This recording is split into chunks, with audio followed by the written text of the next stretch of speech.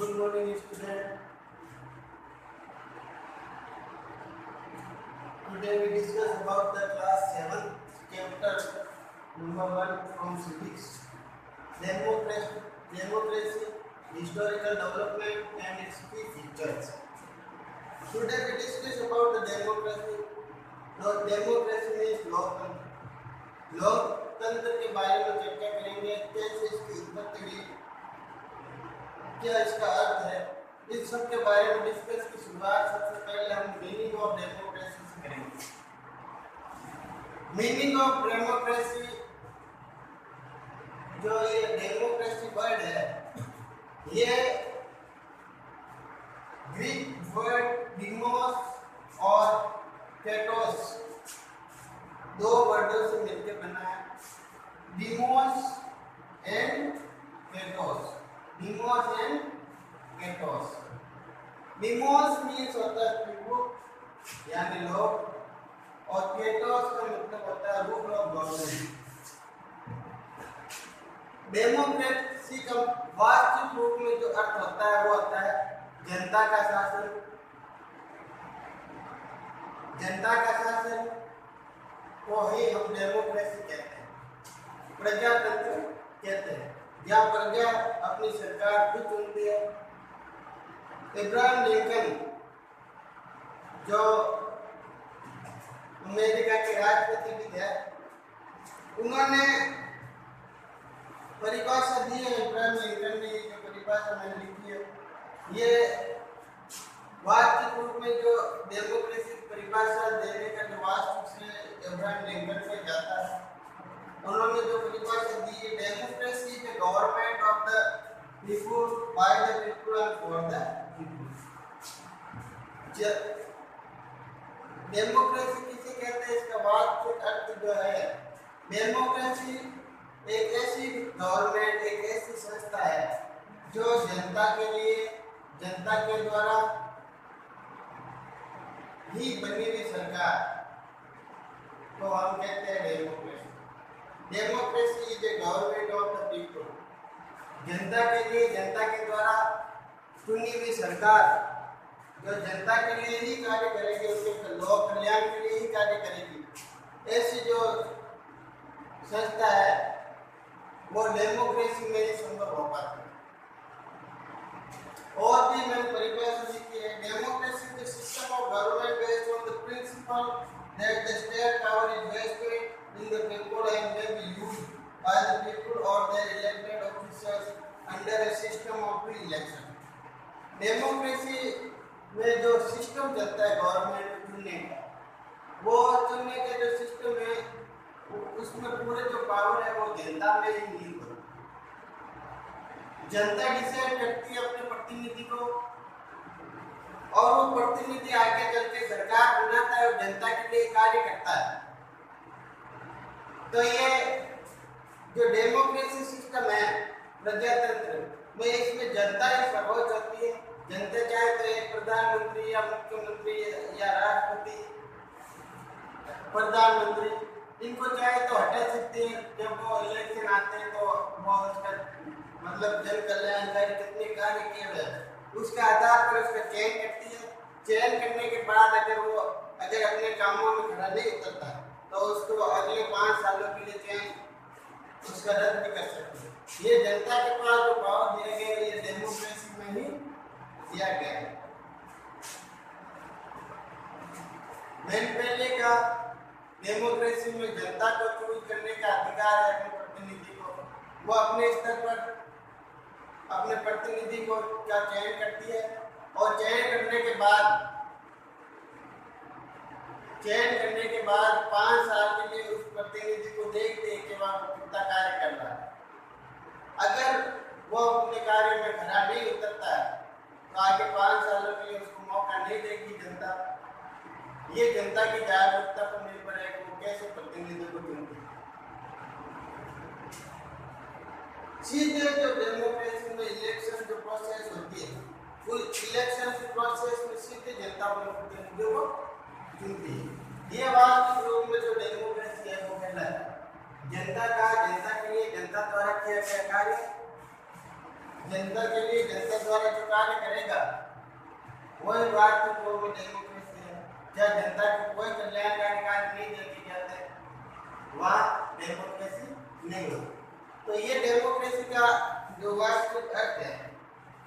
अब जो वास्तविक रूप में जो हम देखते हैं डेमोक्रेसी की जो शुरुआत है वो कहाँ से हुई, किस एरिया से डेमोक्रेसी की शुरुआत हुई, उसके बारे में हम रीडिंग करेंगे। उसकी जो प्रोसेस नोट्स वगैरह है वो सब मैं आगे आपको वीडियो के अंत में पूरे जो मेरे द्वारा लिखे गए नोट है उसका वीडियो बना के अलग से मैं बता दूंगा या उसी में इंक्लूड हो जाएगा आगे जब मैं कंक्लूड लेसन पार्ट में जाऊंगा। अब आगे हम देखते हैं ओरिजिन ऑफ डेमोक्रेसी। डेमोक्रेसी की शुरुआत से पहले मोनार्ची सिस्टम था। मोनार्ची सिस्टम में जो राजा होते थे वो अपने निरंकुश सत्ता स्थापित कर लेते थे और उन्हीं के द्वारा डिसीजन जो भी लिया जाता था, चाहे वो जनता की भलाई का हो या बुराई का हो, वो जो डिसीजन लेते थे वो कुछ था, जनता का उसमें कोई योगदान नहीं था। ये जो मोनार्ची सिस्टम पहले चलता था। शुरुआत इसकी वास्तविक रूप में जो डेमोक्रेसी की शुरुआत है वो ग्रीक सिटी एथेंस से शुरू हुई, जिसमें कुछ युवा जो जनता के प्रतिनिधि थे, जनता में थे, जागरूक नागरिक देश के एथेंस के, वो उन्होंने कुछ लोगों को चुनकर एक सभा बनाई, एक संस्था बनाई जिसे असेंबली कहा गया। क्या कहा गया? असेंबली। असेंबली जो संस्था है वो बनेगी और असेंबली जो संस्था है वो प्रजातंत्र में होती है। संसद के दो सदन होते हैं, लोकसभा और राज्यसभा, और उसको जनता के लिए क्या कार्य करना है, कौन सा बिल लाना है, वो सब असेंबली में निर्धारित होता है। तो ये एक असेंबली बनी जो सीधे डिसीजन मेकिंग जो प्रोसेस है वो करने लगी कि डिसीजन क्या लेना है, जनता के लिए क्या करना है, वो काम उन्होंने शुरू कर दिया।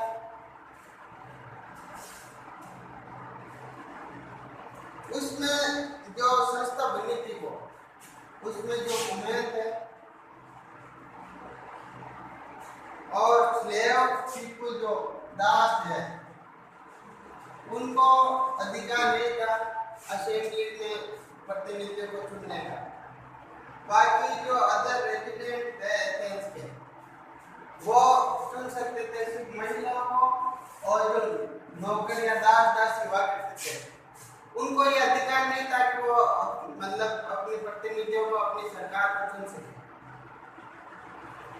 तो धीरे धीरे असेंबली एक संस्था बनी ग्रीक के एथेंस में और ये संस्था आगे बढ़ती गई, डिसीजन मेकिंग पर चली गई।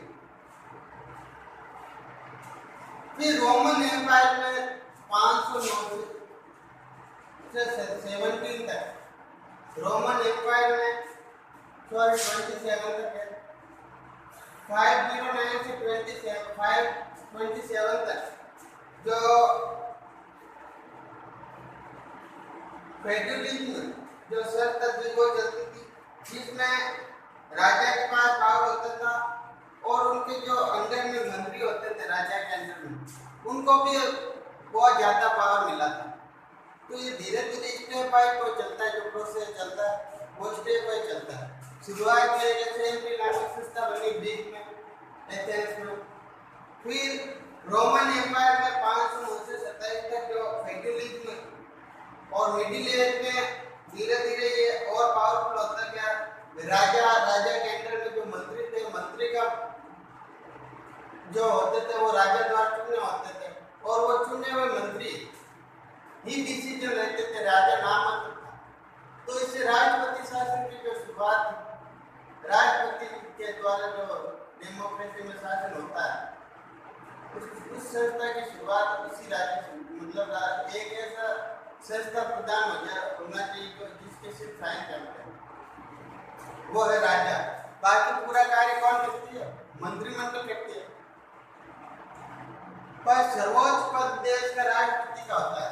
वैसे ही उस समय राजा का सर्वोच्च पद था, पर जो पूरा काम करते थे वो कार्यपालिका के नेतृत्व में प्रधानमंत्री द्वारा किया जाता था। भारत में लगभग 600 BC से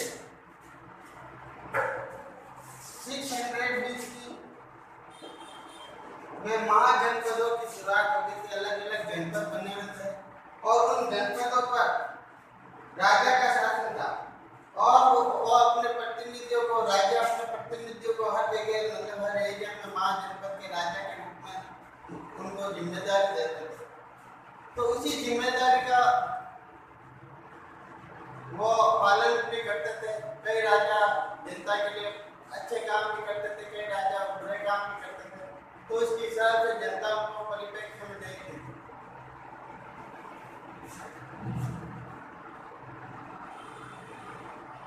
वजी जो साम्राज्य है, उस समय वजी महाजनपद जो साम्राज्य था, वहाँ पर ये जो मॉडर्न पॉलिटिकल सिस्टम था वो पूरा दिखाई देता था इंडिया में महाजनपदों पर अलग अलग राज्यों का और उसके प्रतिनिधियों का शासन था। तो प्रतिनिधि उस राज्य के लिए मतलब एक राजा की तरह काम करता था। पर जो मॉडर्न डेमोक्रेसी है, आज की जो मॉडर्न डेमोक्रेसी है, उसकी शुरुआत मानी जाती है 17वीं से 18वीं शताब्दी के मध्य। 17वीं से 18वीं शताब्दी के मध्य में जो डेमोक्रेसी की शुरुआत मानी जाती है और 3 रेवोल्यूशन हुए यूरोप में। उन रेवोल्यूशन के बाद ही ये जो डेमोक्रेसी की शुरुआत हम देख रहे, डेमोक्रेसी जो प्रजातंत्र है उसकी शुरुआत हुई थी। और ये जो शुरुआत आगे चलकर एक बहुत ही मतलब कई देशों में ये जो व्यवस्था है ये आज लागू हो गई और जनता भी खुश रहती है इसमें और किसी तरह का अपवाद भी नहीं। 3 रेवोल्यूशन में, एक तो रेवोल्यूशन ऑफ इंग्लैंड जो 17वीं शताब्दी में हुआ था, फिर अमेरिकन रेवोल्यूशन और फ्रेंच रेवोल्यूशन। ये 3 रेवोल्यूशन हुए जिनकी वजह से डेमोक्रेसी की शुरुआत हमें मानी जाती है। 3 रेवोल्यूशन कौन कौन से?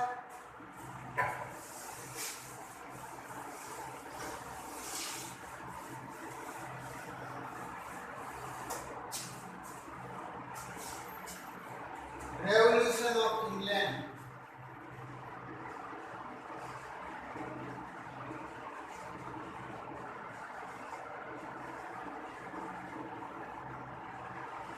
सेकंड अमेरिकन रेवोल्यूशन,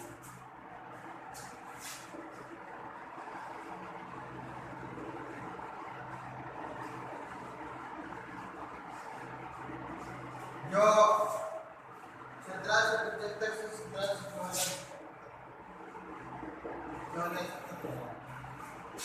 फिर फ्रेंच रेवोल्यूशन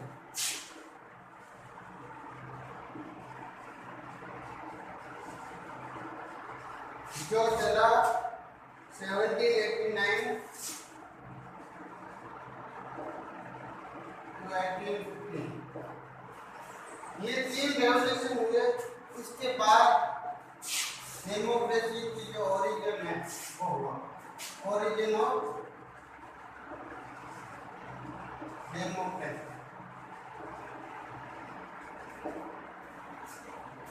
तीनों क्रांतियों में सबसे पहली क्रांति थी वो थी ये रेवोल्यूशन ऑफ इंग्लैंड। ये जो रेवोल्यूशन जो था वो ब्रिटिश किंग जेम्स सेकंड जो थे,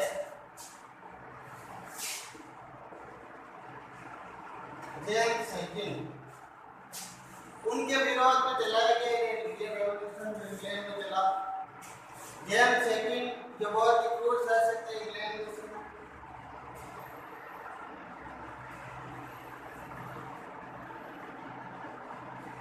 और पार्लियामेंट और किंग के बीच में जो युद्ध चल रहा था उसमें पार्लियामेंट विजय हुई।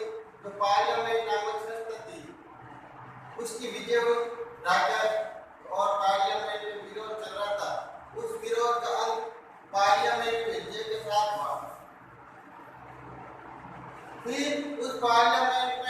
ये डिमांड की गई कि एक ऐसी कानून व्यवस्था बननी चाहिए जिससे लोगों को फायदा हो और राजा के जो शासन का अंत भी हो।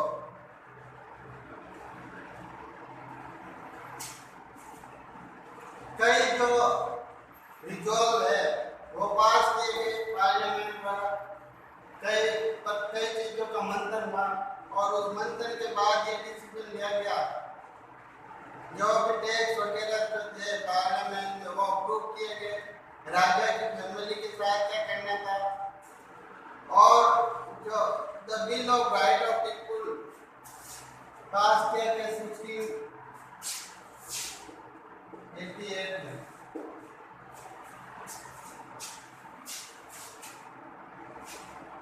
New political argument made with Scotland, और भी कई जो स्कॉटलैंड नाम के थे उससे भी कई आर्गुमेंट किए गए और इसी से मतलब माना जाता है कि डेमोक्रेसी की शुरुआत राजा और पार्लियामेंट में विद्रोह हुआ, विद्रोह के बाद पार्लियामेंट में कई संशोधन किए गए, कानून बनाए, राजा के परिवार के बारे में टैक्स संबंधी कानून। इन सब कानूनों को देखकर आगे फिर डिसीजन लिया गया क्या करना है क्या नहीं। तो इस प्रकार से जो फर्स्ट रेवोल्यूशन जो शुरू हुआ था, रेवोल्यूशन ऑफ इंग्लैंड, वो डेमोक्रेसी के लिए वास्तविक रूप से जो आंदोलन माना जाता है और इसी का मतलब मेन से जाता है कि इंग्लैंड से मतलब डेमोक्रेसी की वास्तविक रूप में शुरुआत हुई। फिर हम अमेरिकन रेवोल्यूशन के बारे में पढ़ेंगे। इंग्लैंड आपको पता है कि सभी देशों पर उनका शासन था, कॉलोनियल रूल था और अलग अलग कॉलोनी अमेरिका में भी उनका शासन था। अमेरिका ने अपने आप को स्वतंत्र घोषित कर दिया था, तो ब्रिटेन अमेरिका ने कई विद्रोह किए और विद्रोह के बाद अमेरिका ने अपने आप को स्वतंत्र घोषित कर दिया और फिर स्वतंत्रता संग्राम हुआ 1775 से लेके 83 तक। जो स्वतंत्रता संग्राम अमेरिकन रेवोल्यूशन जो कहलाता है वो स्वतंत्रता संग्राम हुआ और फिर अमेरिका पहला देश बना जिसका संविधान एक ब्रिटिश संविधान। अमेरिका पहला देश बना जिसका संविधान ब्रिटेन यानी ब्रिटिश संविधान था।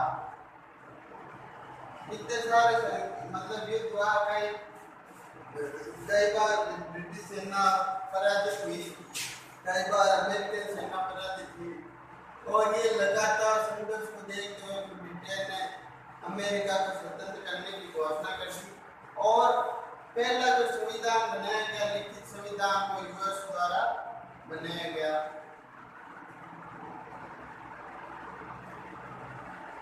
और फेडरल गवर्नमेंट जो सिस्टम, इसमें पावर डिवीजन जो सिस्टम, शक्ति पृथक्करण का सिद्धांत, वो व्यवस्था लागू की गई और फिर bill of right granted certain right to its citizen और एक बिल ऑफ राइट भी था जिसमें अधिकारों को दिया गया जो सिटीजन थे वहाँ पे उनको कौन से अधिकार मिलेंगे, उन अधिकारों को कौन कौन से अधिकार मिलेंगे मतलब अमेरिका के लोगों को, ये उस बिल में सुरक्षित था लिखा हुआ था और वो बिल पास भी किया गया 1789 में। संविधान लागू हो गया अमेरिका का। अमेरिका का जो संविधान जैसे हमारा 26 जनवरी 1950 को हमारा संविधान लागू हुआ, उसी प्रकार अमेरिकन रेवोल्यूशन के बाद 1789 में अमेरिका में एकमात्र ब्रिटेन जो सबसे पहला ब्रिटेन संविधान लिया गया।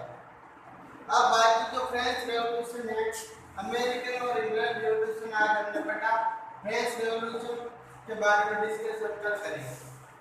और मैंने पहले कहा था कि कुछ नोट्स मैंने बनाए हुए इससे इंग्लैंड रेवोल्यूशन से तक और जो कुछ खास परिभाषा है जो मैंने लिखी है वो एक नोट्स के रूप में आपको बताऊंगा ताकि आप आसानी से घर बैठे याद कर सकें। इसके लिए मैं नोट्स की अपनी वीडियो अभी बनाने जा रहा हूँ।